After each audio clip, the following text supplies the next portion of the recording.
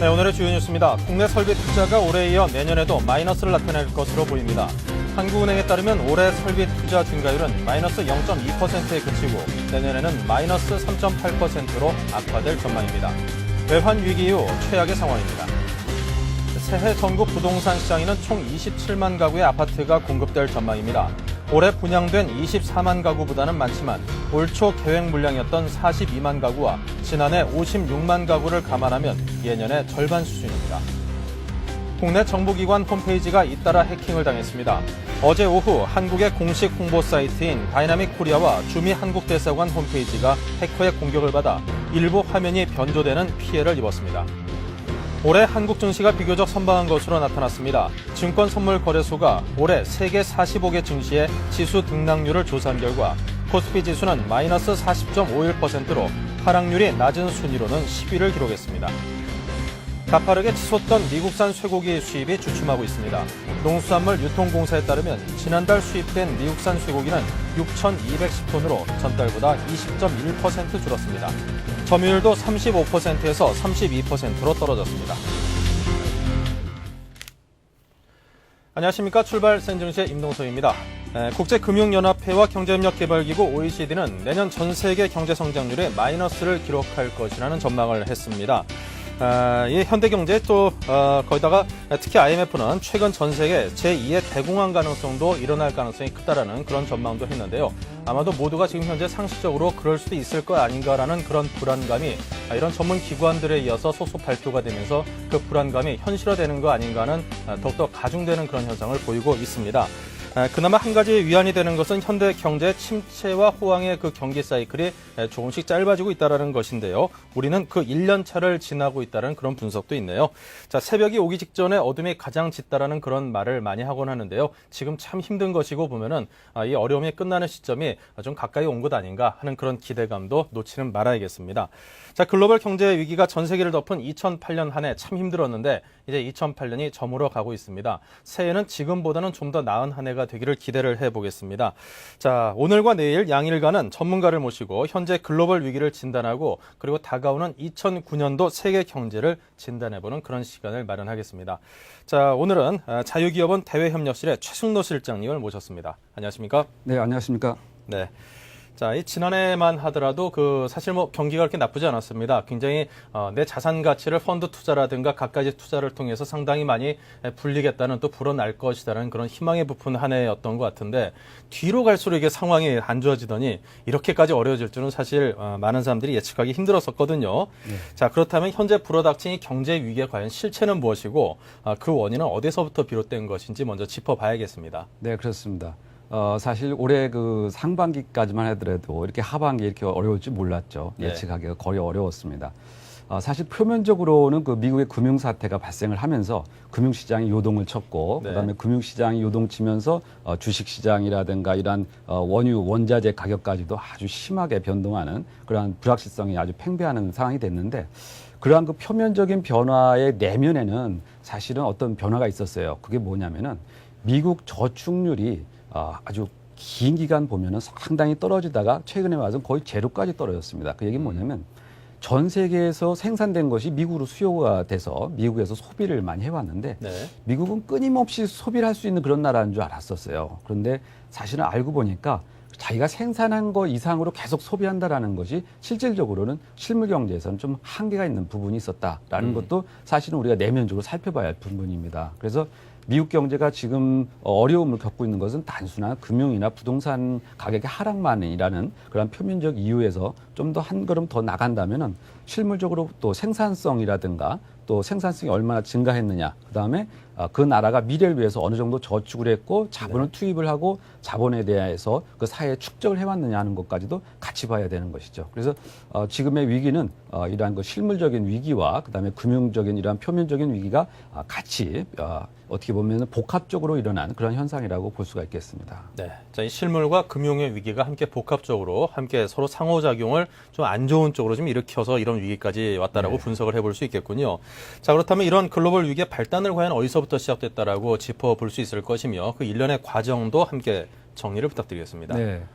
처음에 이제 이 금융위기가 발달됐던 것은 이제 부동산 시장에서 발달이 됐습니다. 네. 1930년대 대공황이 주식시장이 갑자기 블랙먼데이에서 폭락하면서부터 시작을 했다면 이번 금융위기는 미국의 부동산 시장에서의 가격이 하락하기 시작하면서 그 서브프라임 모기지라고 하는 어떻게 보면 약간의 그 위험성 자산이라고 할 수 있죠. 그러니까 네. 그 인기 지역보다는 약간 비인기적이고 그다음에 신용 등급이 좀 낮은 사람들에게 돈을 빌려준 부동산 시장에서의 가격 하락 이런 것들이 그러한 부동산의 그런 채권이나 이런 모기지가 부실화되기 시작했고 그러다 보니까 페니메이라도 프레드맥이라는 그런 그 채권 모기지 회사들이 부도를 내기 시작했습니다. 네. 이제 그런 것들이 파생 상품에 의해서 파생 상품으로 금융시장에 전달이 됐던 것들이 동반 부실화되면서 어떻게 보면 전 세계적으로 퍼져나가게 됐는데요.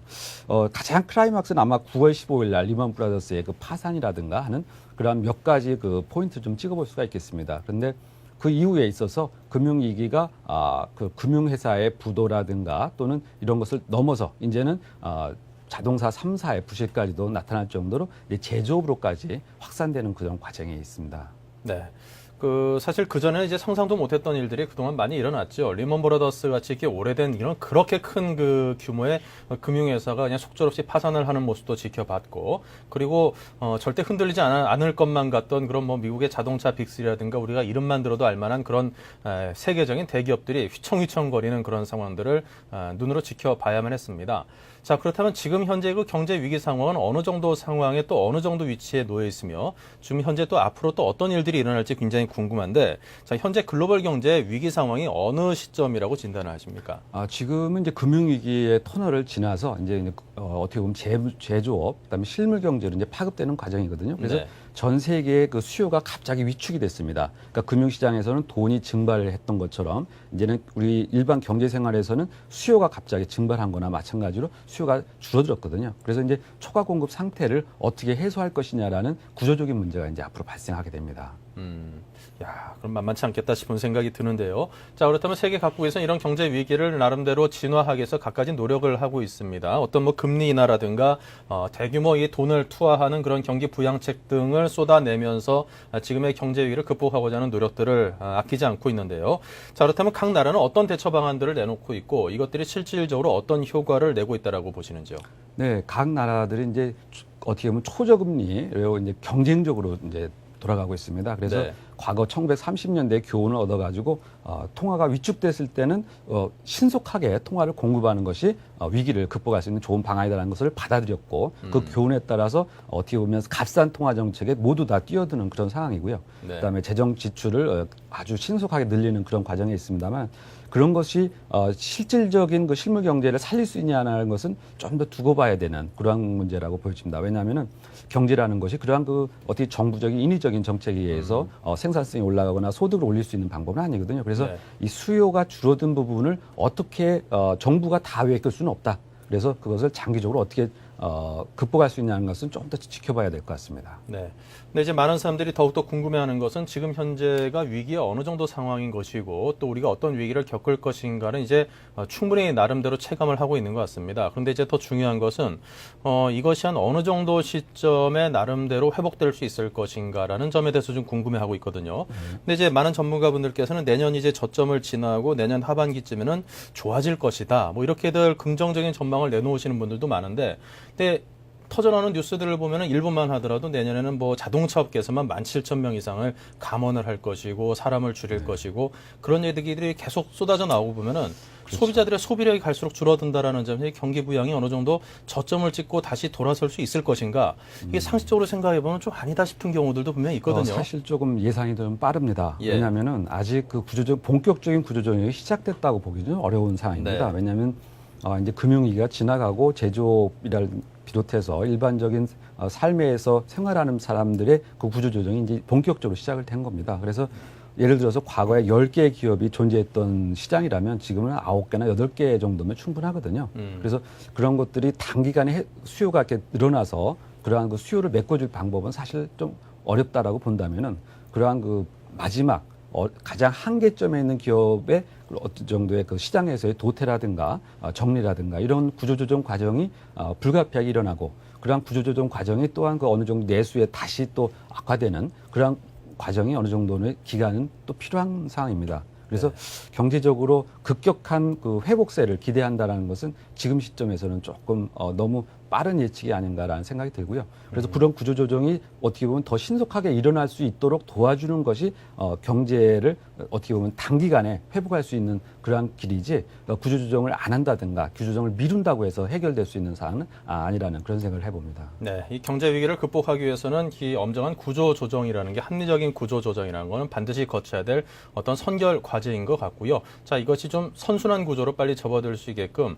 공정하고 합리적인 기준에 따라서 이루어지게끔 하는 것이 보다 더 경제 위기를 극복하는 데 큰 도움이 될 것 같습니다. 자, 근데 우리 정부는 얼마 전 글로벌 위기로부터 이제 벗어났다는 그런 잠정적인 결론도 내렸던 것으로 알고 있는데, 자, 그렇다면 이제 글로벌 경제 위기는 전 세계적으로 볼 때는 어느 정도 시점을 지났다고 보십니까? 글로벌 경제 위기는 어느 정도 이제는 진화됐다고 보여집니다. 왜냐하면 우리나라 환율 시장도 상당히 안정이 됐고요. 네. 전 세계적인 금융 금리 관계된 동조도 어느 정도 안정적으로 유지가 되고 있고, 그래서 이러한 그 엔화 시장이라든가 각 나라마다의 그 경제 상황은 물론 상당히 어렵습니다만은 금융위기라는 그러한 그 진화, 그러니까 금융위기에 폭발되는 시점은 어느 정도 좀 지났고 네. 그것이 좀 안정되는 국면으로 좀 들어간 건 분명한 사실입니다. 다만 그것이 경제 전체에 미치는 실물 경제에 미치는 그러한 파급 효과는 아직은 좀 진행형이 아닌가. 그래서 특히 그 경제 예측을 한다라는 것이 지금은 아직은 좀 빠른 시점. 왜냐하면 불확실성이 워낙 높기 때문에 미래를 예측한다라는 것은 아직 안개가 거치지 않은 상황이라고 보기 때문에 조금 빠른 시점이 아닌가 하는 생각이 드는 거죠. 네. 예. 그러니까 폭발적으로 터져나오던 그 경제 금융 위기 자체는 이제 어느 정도 진화가 됐지만 그것 자체가 지금 위기를 마무리 짓고 이제 다시 좋아지는 상황으로 호전되는 것을 뜻하지는 않는다라는 그런 뜻으로 제가 이해를 하겠습니다. 네. 앞으로 갈 길이 상당히 멀다라는 뜻으로도 받아들일 수 있을 것 같고요. 자, 지금까지 자유기업원의 최승로 박사님을 모시고 지금 현재 우리가 그동안 겪어왔던 경제 위기 그리고 우리가 앞으로도 겪어야 될 그 경제 위기 상황에 대해서 함께 자세하게 이야기를 나눠봤습니다. 오늘 도움 말씀 고맙습니다. 네, 감사합니다. 네. 자, 그리고 내일은 계속해서 전문가를 모시고 2009년도 경제 전망에 관한 이야기를 나눠보도록 하겠습니다. 자, 지금까지 최승로 박사님이었습니다.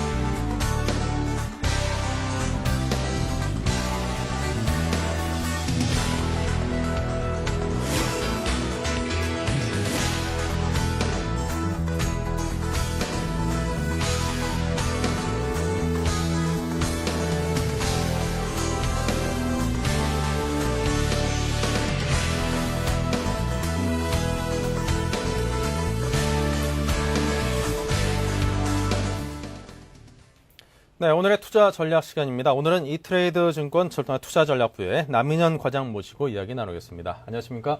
안녕하십니까? 네. 자, 먼저 지난 금요일 우리장 주요 지표와 투자주체별 매매 동향부터 한번 짚어보죠. 예. 전주 금요일 같은 경우에는 코스피 같은 경우 10.65포인트 0.94% 떨어진 1117.86에 마감했습니다. 네. 코스닥 같은 경우에는 1.47포인트 0.44% 떨어진 332.26에 마감했고요. 네. 코스피 같은 경우에 투자 주체별로는 개인이 한 949억 매수를 하고 기관 같은 경우에 567억 매도, 외국인이 538억 정도 매도를 했습니다. 네. 자, 이제 지난 금요일은 크리스마스 휴일을 보내고 나서 주말을 앞두고 딱 하루 있었던 장이라서 좀 분위기가 그다지 좀 집중력이 떨어지는 그런 하루가 아니었나 싶은데 어땠습니까? 예, 미국 시장이 성탄절 전날 경기 지표가 엇갈리면서 약간 관망세를 보이고 또 소폭 오름세를 모인 모습 가운데 코스피는 약 강보합세로 출발했습니다. 네. 하지만 외국인 매도세와 투신 및 연기금의 프로그램 매도 출현으로 하락 반전한 모습을 보여주는데요. 이후에 개인과 보험들이 저가 매수가 들어오고 또 일본을 비롯한 아시아 증시의 상승 영향으로 낙폭을 다소 줄이는 모습이었습니다. 네. 하지만 하락 업종이 전체적으로 좀 우수한 모습이었는데 의료 정밀이나 의약품 업종 같은 경우에는 오름세를 보였고요. 그리고 기계나 우수 장비 그리고 통신업종 등은 내림세를 나타냈습니다.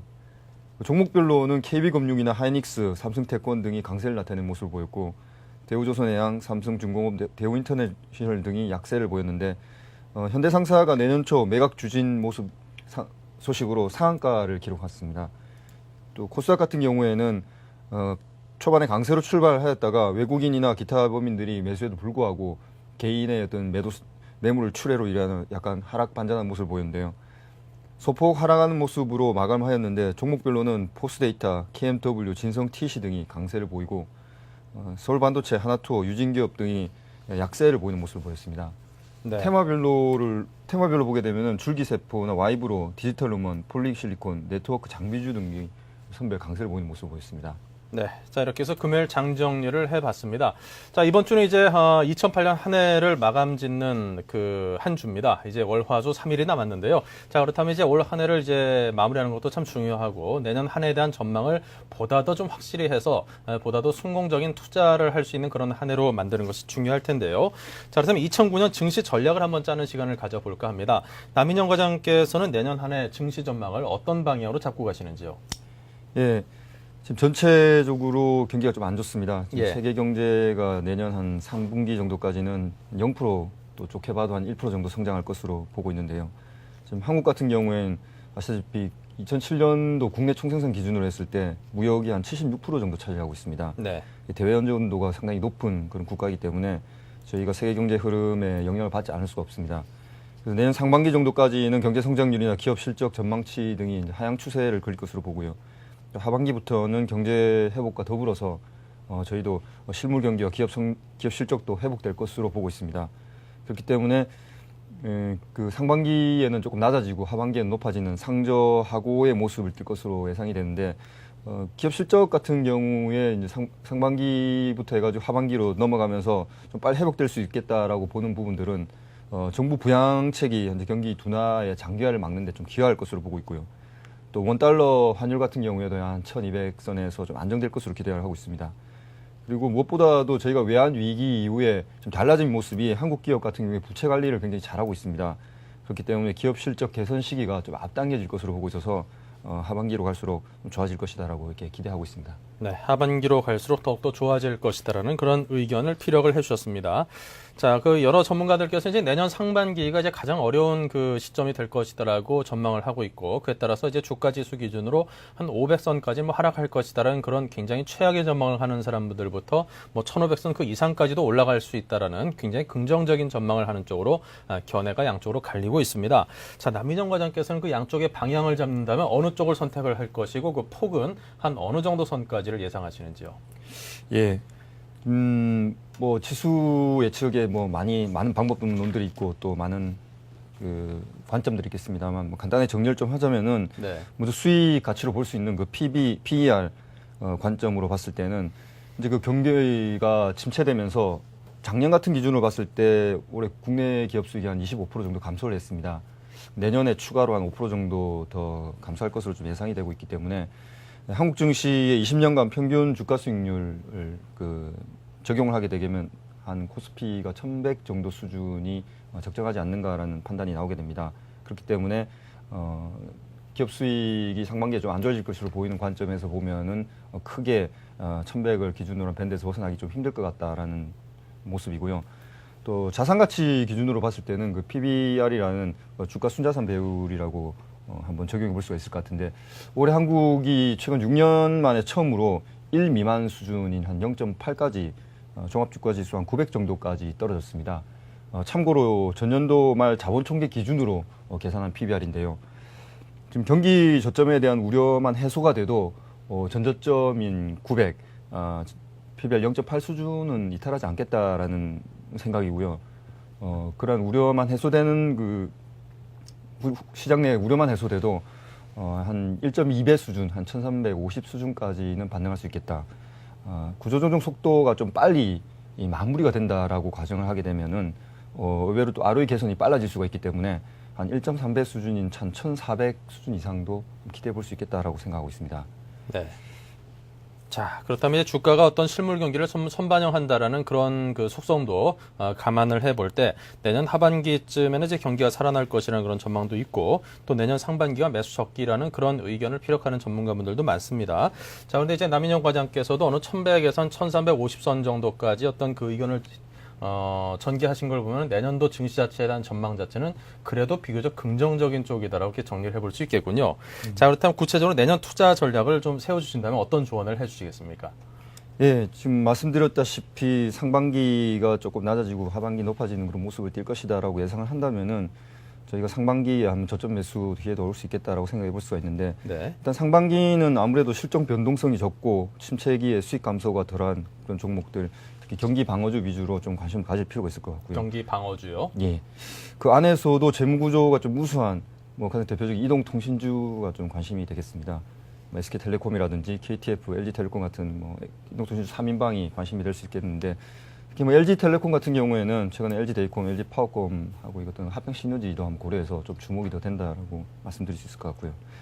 하반기로 갈수록 아무래도 그 구조조정 이후에 그 생존자가 남게 되면서 그 시장 점유율이 높아지는 그런 생존자 프리미엄이 좀 있을 것 같습니다. 네. 그래서 그 구조조정이 지금 부동산이나 건설, 또 신설, 조선, 또 한계 금융회사 등으로 이제 집중적으로 좀 이루어질 것 같은데요.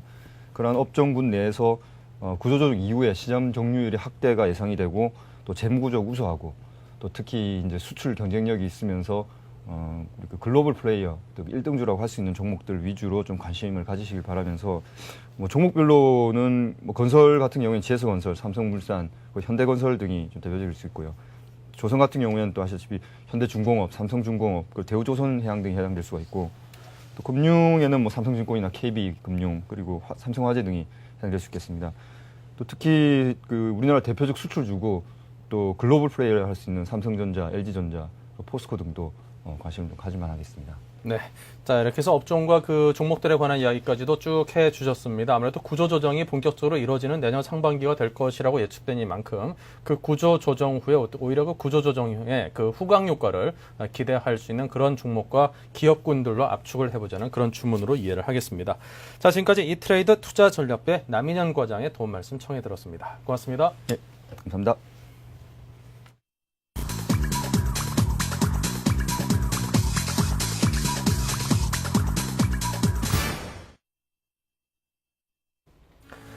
네, 자, 지금 현재 8시 58분을 지나고 있습니다. 자, 오늘 주요 그 종목들을 중심으로 해서 오늘 동시효과 상황을 한번 살펴보도록 하겠습니다. 자, 화면을 통해 함께 보시죠. 네, 오늘 상당히 많은 수의 종목들이 현재 하락세를 보이고 있는데요. 지금 화면상으로 딱 세 종목, 현대차와 삼성전자 그리고 구강약품 세 종목만이 현재 소폭의 상승세를 보이고 있을 뿐 대부분의 종목들이 하락세를 보이고 있는 그런 동시효과 상황입니다. 포스코가 마이너스 1.5%를 비롯해서 SK텔레콤 마이너스 3%, KT 역시 3%대로 이동통신 관련주들이 현재 3%대의 하락세를 보이고 있습니다. S오일의 6%의 하락세를 보이고 있고요. 배당 관련주들이 이제 배당 기일이 지나면서 S오일 같은 그런 종목들은 조금 하락폭이 더 큰 그런 움직임을 보이고 있습니다. 두산중공업과 KTF, 현대모비스 등등 2%가 조금 넘는 그런 하락세를 보이고 있는 종목들의 기업들이 상당히 눈에 많이 띄고 있습니다. 그 밖에 그 철강 관련주들의 움직임도 그다지 좋지 않은데요. 현대하이스코어와 세아베스킬, 그 밖에 많은 종목들이 현대 철강 관련주들도 하락세가 상당히 적지 않게 움직이고 있습니다. 한일치멘토와 같은 건자재주들도 움직임 별로 좋지 않고요. 자, 코스닥 역시 살짝 살펴보자면요. 그래도 거래소보다는 좀 낫습니다. 태용과 셀트리온, 소디프 신소재, 서울반도체, 태광, 코미팜, 다음 등등 그나마 소폭이나마 상승하고 있는 종목들의 수가 상당히 많고요. 그 밖에 오스템 임플란트, 테크노세미캠, 무학과 특수건설, 이화공영, 청담, 러닝 등등 업종과 기업군 골고루 상승세를 보이고 있는 분야가 상당히 많습니다. 지금까지 동시효과 상황을 정리해드렸습니다.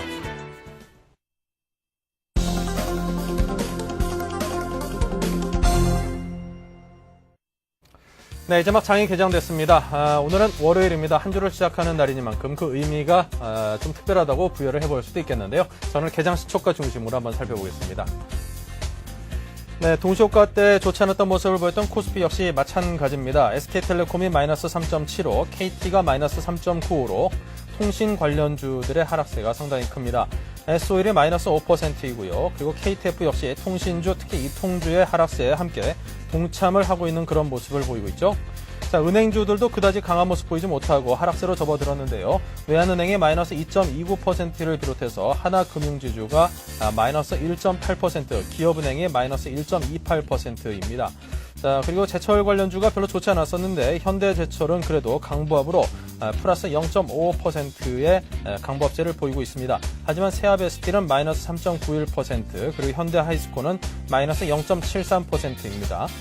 그 밖에도 화학 관련주인 SK케미칼이 플러스 0.76%로 강보합세를 보이고 있고요. SBS라든가 부광약품, 금호산업중 등의 종목들이 소폭이나마 상승세를 보여주고 있습니다. 자, 코스닥 쪽으로 가보겠습니다. SK브로드밴드와 태웅, 셀트리온 등등은 여전히 동시효과대 마찬가지로 1% 내외의 그런 상승세를 보이고 있고요.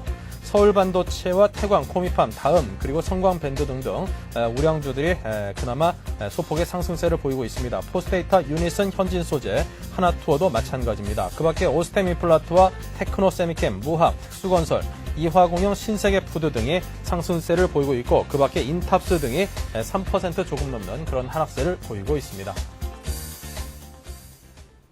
네, 그럼 이 시각 출발 상황을 보다 자세히 정리해 보겠습니다. SK증권 투자전략부의 김영준 연구원입니다. 안녕하십니까? 안녕하십니까? 네, 오늘 출발 상황부터 정리해 보죠. 예, 전주말 미 증시의 GM의 자회사인 GMAC의 구제금융 지원 소식에 소폭 미국 증시는 상승을 하는 모습이었습니다.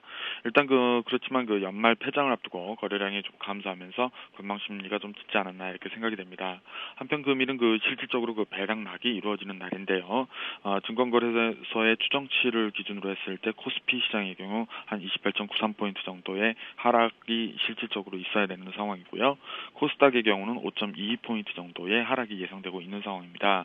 일단 시장 출발을 보면 코스피 지수는 0.9% 정도 하락한 10.02포인트 정도 하락을 했고요. 코스닥 증시는 오히려 0.03%, 그러니까 0.09포인트 정도 상승을 하는 모습이었는데요. 배당락을 감안해 봤을 때는 비록 지수는 소폭 하락을 하고 있지만 상승세가 좀 크게 나타난 것이 아닌가 이렇게 생각이 됩니다. 업종별로 살펴보면은 대형주의 좀 암만 해도 지수 배당과 관련이 깊은 대형주의 하락이 좀 크게 나타나는 모습이었고요.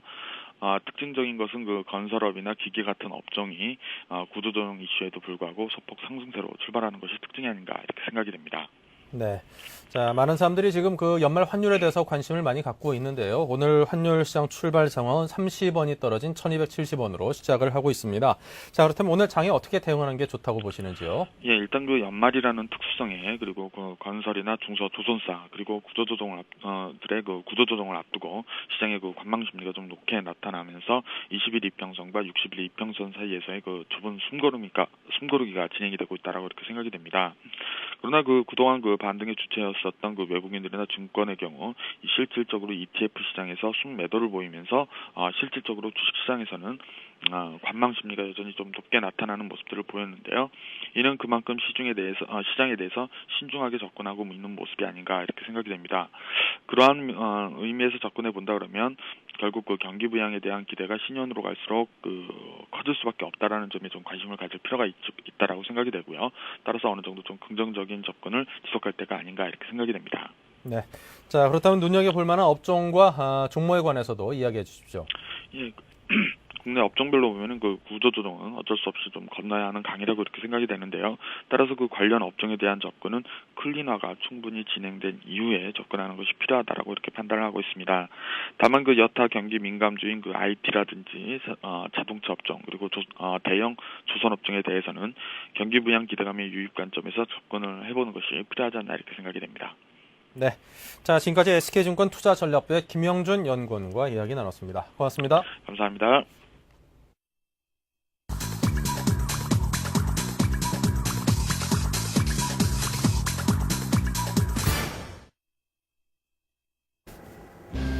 안녕하십니까. 12월 29일 오늘의 서울경제 주요 뉴스 브리핑입니다.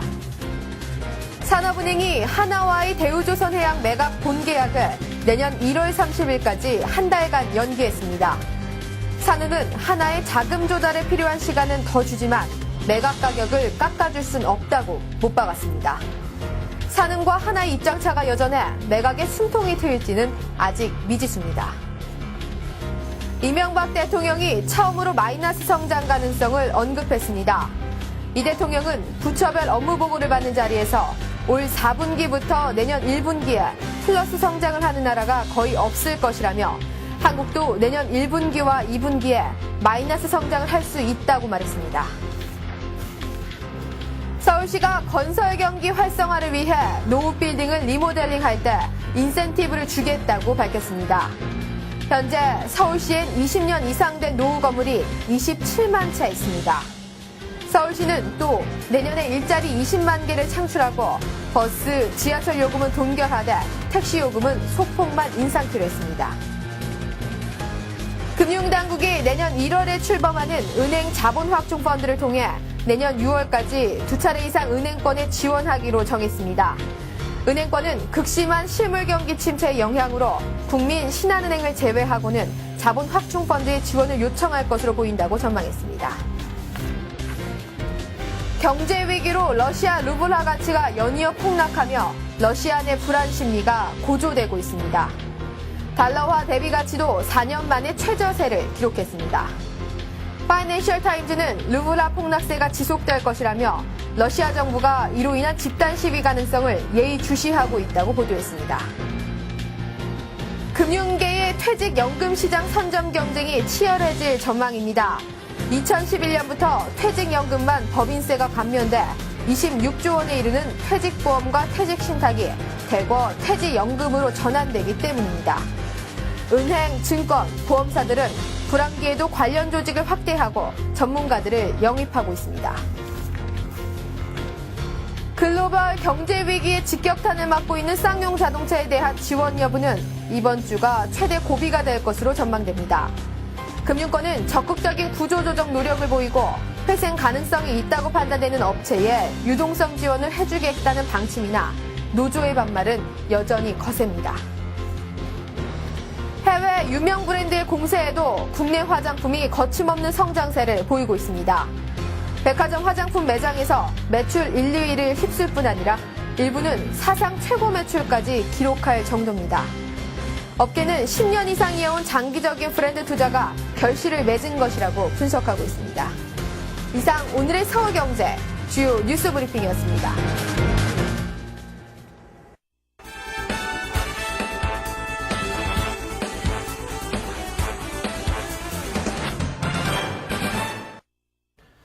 네, 뉴스 따라잡기 시간입니다. 서울경제신문의 전재호 기자 스튜디오에 모셨습니다. 안녕하세요. 네, 안녕하십니까. 네. 자, 이 대우조선해양의 매각 관련해서 이야기가 참 많습니다. 산업은행이 본계약 시한을 한 달간 한화 측에 늦춰줬다고 하는 소식이 있던데요. 네, 그렇습니다. 그 산업은행이 한화와의 대우조선해양 매각과 관련해서 네. 본계약 시점을 당초 29일에서 내년 1월 30일로 한 달간 연기하기로 했습니다. 산업은행은 한화가 29일 본계약을 체결하지 않아도 그 양해각서를 해지할 수 있는 매도인의 권리를 1월 30일까지 행사하지 않겠다는 뜻을 밝혔습니다. 그동안 한화 측은 금융위기에 따른 시장 상황 악화로 자금 마련이 쉽지 않기 때문에 시간이 더 필요하다는 입장을 밝혀왔는데요. 산업은행이 한화 측의 요구 조건을 일부 들어준 것으로 풀이됩니다. 산업은행은 대우조선해양 매각이 국민 경제에 미치는 영향이 크기 때문에 자금 조달 등에 필요한 시간을 주는 것이 합리적이라고 판단했다며 그 한화그룹 보유자산을 매입하는 방법도 검토할 수 있다고 밝혔습니다. 산업은행은 그러나 본계약 시점만 1개월 연기한 것일 뿐 한화가 요구하는 대금 분납이나 매각 가격 할인은 있을 수 없다고 못 박았습니다. 한화그룹은 이에 대해 기존 조건에 비해 진일보한 것이지만 추가 협상이 필요하다는 입장을 밝혔습니다. 네. 한화 입장에서는 6조 원 조금 넘는 금액으로 사겠다고 했는데 그 값을 좀 지금 사정이 안 좋으니까 좀 깎아달라거나 아니면은 좀 나눠서 낼 수 있게 해달라고 요구를 했는데 산원 측에서는 안 된다라고 딱 자른 거군요. 네, 그렇습니다. 산원 측 입장에서도 지금 이제 한화 측이 한 6조 원 정도로 사겠다고 했는데 지금의 주식 가치를 산정을 해보면은 지금 시가가 한 1조 한 5천억 정도 된다라는 그런 분석도 있던데 한 6조 원 정도 이상의 가격으로 다시 팔기가 참 쉽지 않다라는 점에서 한화 측과 딱 끊기도 만만치 않고 그렇다고 그 요구 조건을 받아들이자니 그것도 싫고 참 이래저래 양자가 어려운 상황인 것 같습니다. 자, 그렇다면 구체적으로 어떤 방법이 논의 중일까요? 네, 말씀하신 대로 그 한화가 대우조선해양 매입을 위해 제시한 금액은 6조 5천억 원 가량입니다. 네. 우선 한화그룹이 보유한 현금 1조 원에다가 네. 은행권 인수금융이 1조 5천억 원 정도입니다. 여기엔 당초 하나그룹이 보유한 부동산과 대한생명 등 비상장사의 지분을 시장에 매각해 2조 원을 마련한 계획이었는데요. 시장 상황이 어려워지자 산업은행이 이를 매입해주겠다는 것입니다. 네. 산업은행은 프라이빗 에쿼티, 즉 사모투자 회사를 통해 하나그룹의 부동산 및 비상장사 지분을 사들인다는 계획입니다. 산업은행은 자신들이 직접 하나 측의 자산을 매입하겠다고 밝힌 경우 하나가 보유 자산을 시장에서 매각하는 것에 도움이 될 것이라고 판단하고 있는데요. 하지만 산업은행은 합리적인 가격일 때 하나 측의 자산의 매입이 가능하다는 입장입니다. 네. 자, 한화개발이라든가 한화갤러리아 같은 그런 그 비상장 회사들이 이런 그 매각 가능성 있는 그런 계열사로 손에 꼽히고 있는데요. 자, 그렇다면 이 매각 과정이 순조롭게 어떻게 진행이 되는 것입니까? 네, 일단 그 산업은행이 시간적인 여유와 함께 자산 매입 의지까지 밝히면서 하나의 숨통은 트이게 됐습니다. 그러나 실제 매각까지는 아직 갈 길이 멀다는 게 전문가들의 공통된 견해입니다. 네. 우선 산업은행은 하나그룹의 자산을 매입하겠다고 밝혔지만 하나 측의 반응이 미지근합니다. 현재 시장에서 거론되고 있는 하나그룹의 자산은 경기도 시흥 군자 매립지, 대한생명 지분, 장교, 소공동 및 여의도 사옥, 하나갤러리아, 하나리조트 등 계열사 등인데요. 네. 산업은행 측이 제값을 주고 이들 자산을 사주지 않을 것이란 불신이 하나 측에 깔려 있습니다. 또 산업은행이 본계약 시점을 1개월 늦춰줬지만 1개월 연기가 자금 마련에 큰 도움이 되지 않을 것이란 분석도 많습니다. 네. 하나는 군인 공제 등 재무적 투자자로부터 2조 원가량을 자금을 조달할 계획이었는데요. 이들 투자자는 그 연 10% 이상의 고금리를 요구하고 있기 때문에 하나로서 매년 수천억의 이자 비용을 지불해야 하는 것도 부담입니다. 또 이번 산업은행 발표에는 실사와 관련된 내용이 빠져 알맹이가 없다는 지적도 받고 있는데요. 하나 측은 실사 완료 후 또는 이에 준하는 보안 장치가 마련돼야 본계약에 응한다는 입장입니다. 이 때문에 그 실사가 이뤄지거나 이에 준하는 가격 조정이 선행돼야 본계약을 체결할 수 있다는 그 입장인데요. 이 때문에 양측이 적극적으로 실사 절차에 나서지 않는다면 본계약 한 달 연장은 아무런 의미가 없을 수 있다는 지적도 나오고 있습니다. 네. 자, 그리고 이제 새해가 정말 얼마 남지 않았습니다. 그런데 이제 새해 내년도 경제 전망 자체가 그렇게 밝지 않고 상당히 어려울 것이라는 점에 이제 많이들 걱정이 되는데요. 자, 이명박 대통령이 내년 상반기에는 마이너스 성장을 할 수도 있다고 밝혔죠. 네, 그렇습니다. 이명박 대통령은 지난 27일 청와대에서 열린 교육과학기술부와 문화체육관광부 업무 보고에서 연 평균으로는 플러스 성장을 할 수 있지만 내년 1분기와 2분기에는 마이너스 성장을 할지도 모를 위기에 있다고 언급했습니다. 이 대통령은 올 4분기부터 내년 1분기에는 플러스 성장을 하는 나라가 거의 없을 것이라며 한국도 내년 상반기가 최하점이 될 것으로 보고 있다면서 이같이 말했습니다. 이 대통령은 경기 상황이 안 좋은 것을 미국과 일본의 예를 들어서 설명을 했는데요. 네. 이들 나라는 주말이 돼도 차가 없어 거리가 썰렁한 반면 우리나라에선 여전히 차가 밀리는 것을 보면 우리 국민들은 세계 경기의 어려움을 잘 체감하지 못하는 것 같다고 언급하기도 했습니다. 네. 자, 그리고 최근 각 부처들이 내년도 업무 보고를 하고 있습니다. 지난 주말에는 교육과학기술부의 업무 보고가 있었는데요. 주로 어떤 내용들을 담고 있던가요? 네, 교육과학기술부는 교육 경쟁력 강화 및 사교육비 절감 등의 내용을 보고했는데요. 그중 하나로 부실한 사립대학을 통폐합하거나 폐교하는 방안이 내년부터 본격화될 전망입니다. 정부는 교육계에도 구조조정이 필요하다는 입장을 밝히고 있는데요. 우선 학생 수 60명 이하의 소규모 초중고 106개 학교는 내년 9월까지 통폐합할 계획입니다. 또 영세 사학 해산에 대한 특례 규정을 만들어 부실 사립대학을 통폐합하고 이들 학교 법인을 공익재단이나 사회복지재단 법인으로 전환할 수 있게 해 사학 창업자가 재산을 유지할 수 있게 할 예정입니다. 네. 현 규정으로는 사학은 법인 해산 시 보유 건물 및 토지를 국가에 헌납하도록 하고 있습니다. 또 시도교육청 정원 10%를 줄이는 구조조정도 진행을 합니다. 교육청 정원 중 5%는 일괄적으로 줄이고요. 나머지 5%는 인센티브를 제공해 자율적으로 줄인다는 계획입니다. 특히 사립대학의 통폐합은 일시적으로 하는 것이 아니라 상시화한다는 방침입니다. 네. 자, 그리고 이번 업무 보고에는 교육과 연구 관련 일자리 5만 개를 새로 만들고 그리고 저소득층의 교육비 지원 역시 함께 늘리는 방안도 포함되어 있군요. 네, 이번 업무 보고안에 따르면 앞으로 5만 개의 일자리가 새로 생기게 되는데요. 5만 개요? 네, 교과부 시도교육청 보조원 채용에 7,500명, 종일제 유치원 보조 인력 4,000명, 영어회화 전문 강사 5,000명, 방과후 강사 1만 8,000명, 낙후교실 교체 등 그린스쿨 조성에 4,000명, 깨끗한 학교 만들기 사업에 4,300명, 대학 연구소 청년 인턴 7,600명 등입니다. 네. 또 저소득층의 교육 지원도 확대가 되는데요. 학비, 급식비, 방과후 학교 자유수강권, 정보통신비 등 저소득층 자녀에게 지원되는 4개 교육비 규모가 올해 7,575억 원에서 내년에 8,417억 원으로 늘게 됩니다. 네. 지원 방식도 기존에 그 4개 교육비를 각각 신청해야 했지만 내년부터는 한 번만 신청하면 됩니다. 또 대학생 학자금 지원액도 크게 늘었는데요. 올해 4,673억 원에서 내년에 8,456억 원으로 늘게 됩니다. 이 밖에 기초생활수급자가 그 수급자 수가 100명 이상이거나 전체 학생의 20% 이상인 학교 50개를 선정해 5년간 집중 지원하는 사업도 실시할 예정입니다. 네. 자, 그리고 교육과학기술부와 함께 문화체육관광부도 함께 업무 보고를 했는데 4대강 유역을 개발하는 것이 핵심 사업이라고요. 네, 문화체육관광부의 업무 보고 주 내용은 크게 생태관광자원 개발과 경제 활성화를 위한 예산 조기 집행으로 압축할 수 있는데요. 생태관광자원 개발은 4대강 유역을 문화 및 역사 공간으로 개발하는 것을 말합니다. 문화부는 4대강 살리기 사업에 내년에만 총 522억 원을 지원해 한강 유역인 경기도 양평의 소나기 마을, 금강 주변엔 대청호 주변 쉼터 등 총 51개 사업을 추진할 계획인데요. 네. 이 4대강 유역을 레저 스포츠 공간으로 만들기 위해 국토해양부와 환경부, 또 지방자치단체 등과 태스크포스를 꾸려 협조하기로 했습니다. 문화부는 경제를 살리기 위해 내년 그 총 예산의 62%인 1조 6,154억 원을 상반기에 집행한다는 계획입니다. 네. 특히 1월에만 3천억 원을 쏟아부을 계획인데요. 정부는 문화체육관광 분야에서만 1만 8천여 개의 일자리를 만든다는 계획입니다. 네. 자, 그냥 정부가 이제 일자리 만들기에 총력을 다하고 있는 그런 모습을 보이고 있습니다.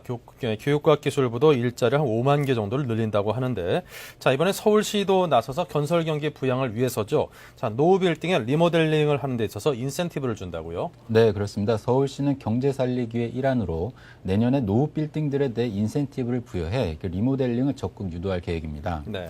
오세훈 서울시장은 경기 부양을 위해 가장 적절한 것은 건설 경기 활성화라며 빌딩 소유주들이 쉽게 리모델링을 할 수 있도록 인센티브를 주는 방안을 중앙정부와 협의 중이라고 밝혔습니다.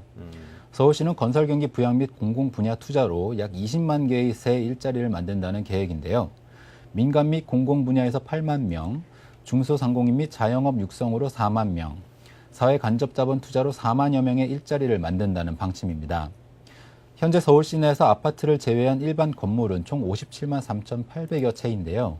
이 중 20년 이상 된 건물이 26만 6,700여 채입니다. 네. 서울시는 이들 건물의 리모델링 사업이 이뤄지면 그 효율적인 건설 경기 부양책이 될 수 있을 것으로 내다봤습니다. 네. 자, 그렇다면 이제 문제는 건물주들이 리모델링을 하는 그런 선택을 할 것이냐, 이제 그게 문제인데, 자, 구체적으로 어떤 기준을 만족할 때 어느 정도의 혜택을 주는 것인지 궁금하고요. 자, 그 밖에도 버스나 지하철 등의 공공요금이 동결된다는 소식도 있던데요. 네.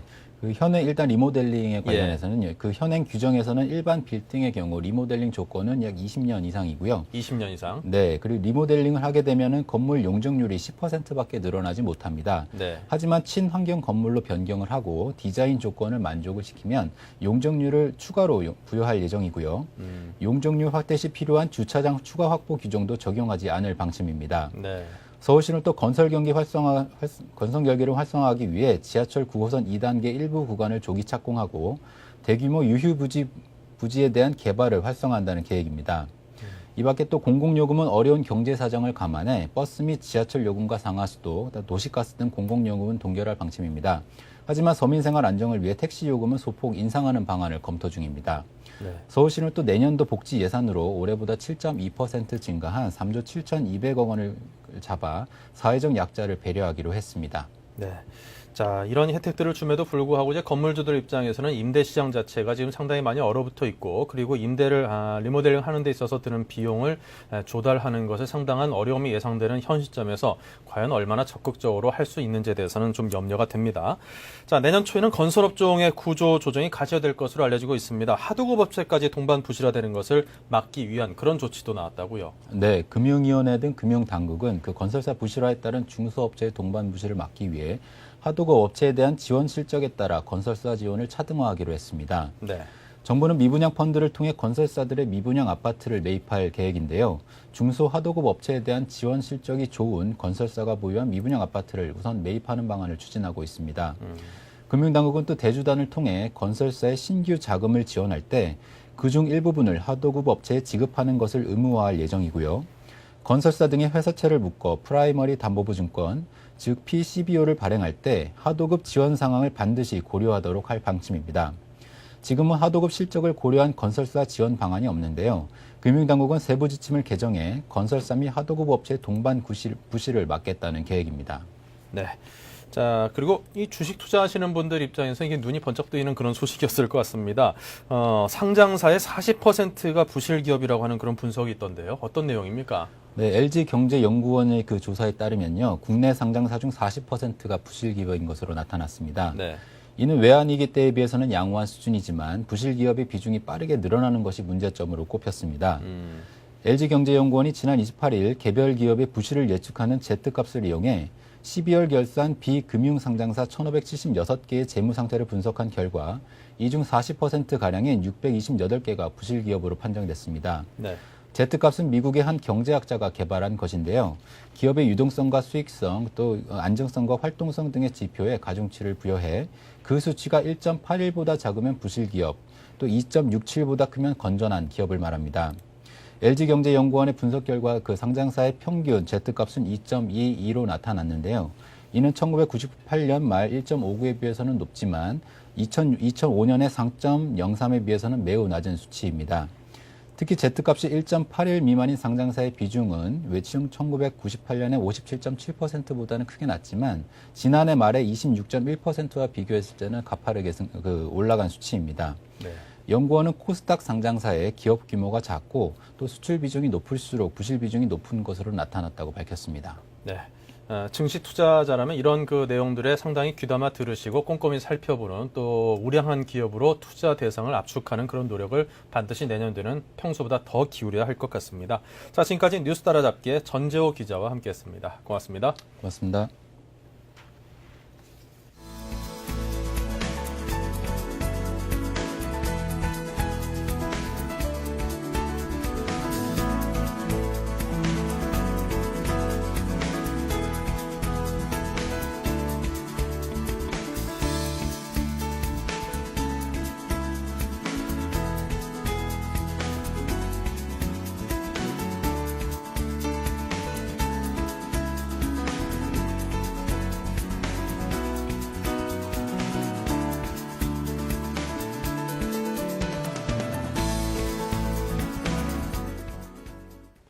네, 오늘은 2008년 한 해를 마무리 짓는 마지막 한 주의 첫 출발을 하는 월요일입니다. 근데 오늘 장의 출발 상태가 그다지 밝지만은 않은 것 같습니다.